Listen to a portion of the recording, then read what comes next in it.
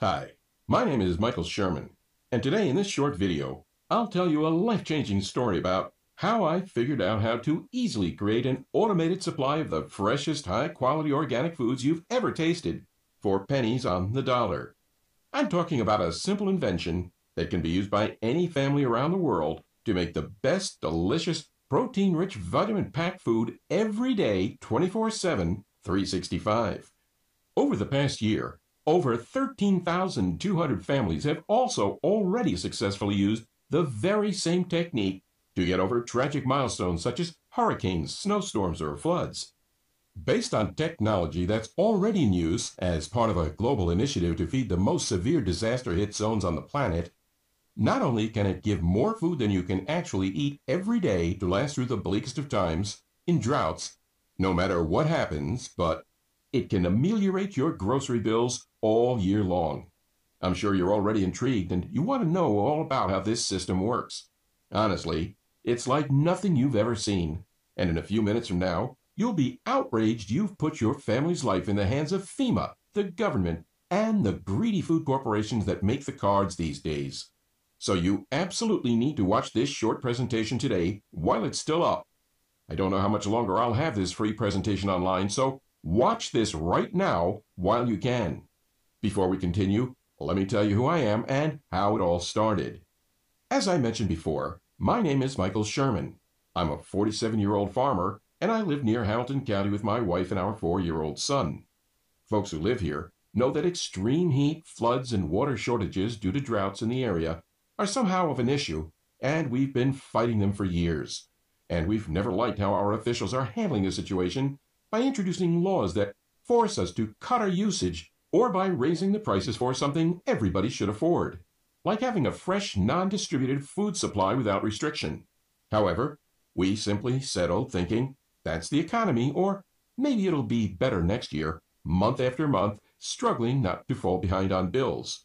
All that until the spring of 2012, May 13th, Tuesday, the absolute worst day of my life. We were entering our second year of drought, a recurring nightmare for those old enough to remember the prolonged dry period of 97, the previous record-setting drought. But this time it was different. Without help from the heavens, 2012 will be the last year before my family will begin to go bankrupt. Due to a 3-month heat wave and drought with temperatures often well over 100 degrees Fahrenheit, burned up almost all my crops, and there was simply no water for irrigation.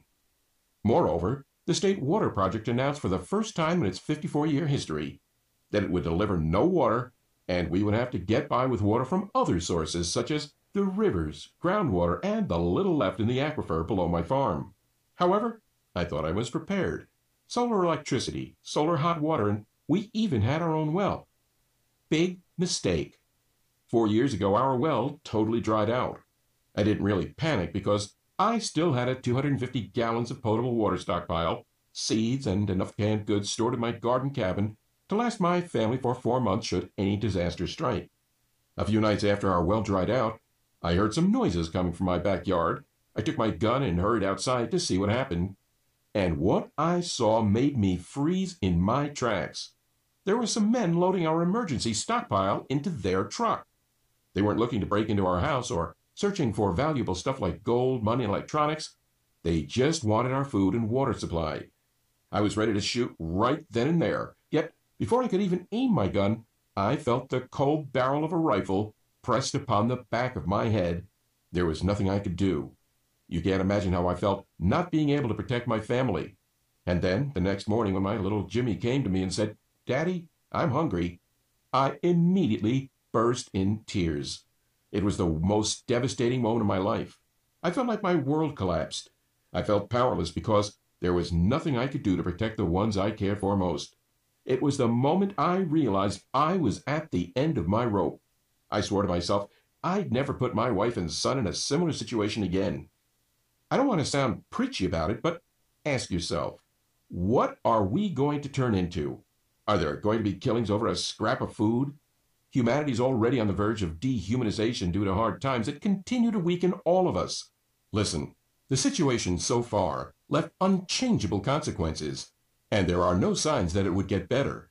Food is rapidly becoming the new oil, and land is the new gold. They've become targets of new global gold rushes as financial speculators sit with their thumbs poised over the buy button, ready to drive the cost of your weekly grocery bill into the stratosphere. Terrorism is no longer the main threat to our future. Instead, water shortages and ever-increasing food prices now rank as a major threat to national security. Sadly, our world has turned from an era of food abundance to one of food scarcity, and food is the one thing all societies cannot do without. Yet, how did we get in this life-threatening situation?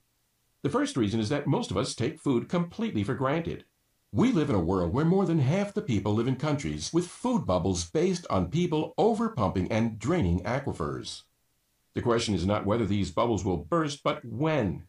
As the ever greater number of weather-related crises strongly suggests,